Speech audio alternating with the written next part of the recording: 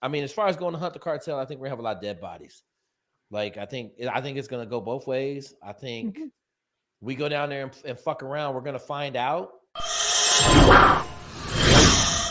Right. So we'll move into the next one, guys. And this one is interesting because the military is going to get involved, right? So President Trump signed an executive order designated the cartel as a terrorist organization, right? The classification opens the door for broader legal measures, including military involvement and financial sanctions to combat their influence in operation, right? So once he signed that order, the full might of the DoD is available to him to be able to target the cartel and essentially destroy them. What are you guys' thoughts on this? Right. As far as now, I know John lives in Arizona. Peaches, you're in Vegas. Jake, you're in fucking San Antonio. San Antonio. Like cartel is all around there. What are you guys' thoughts on this? We'll start with you, Peaches.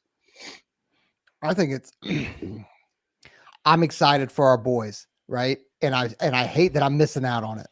I think it's good. I think it's great. I think if we're not, I would rather our folks do this and protect our home than go fight ridiculous wars that we have no place being because some politicians think we need to be over there. Like this to me is a righteous mission, and I support it. And I'm all about it. Plus, our boys get to keep their skills super sharp. Jake.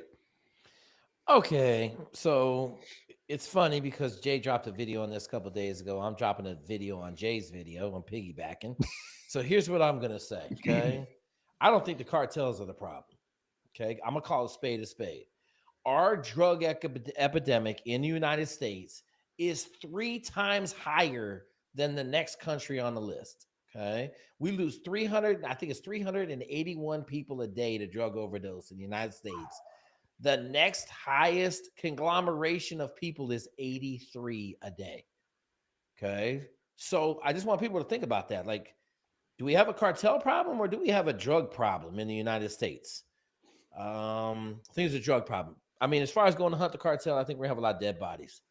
Like, I think it's gonna go both ways. I think we go down there and fuck around. We're gonna find out. You know, if we try to land on the X, if Dev Group gets lazy and doesn't want to do a fucking proper infill and lands on the X, they're going to get fucking shot down. It's going to be dirty.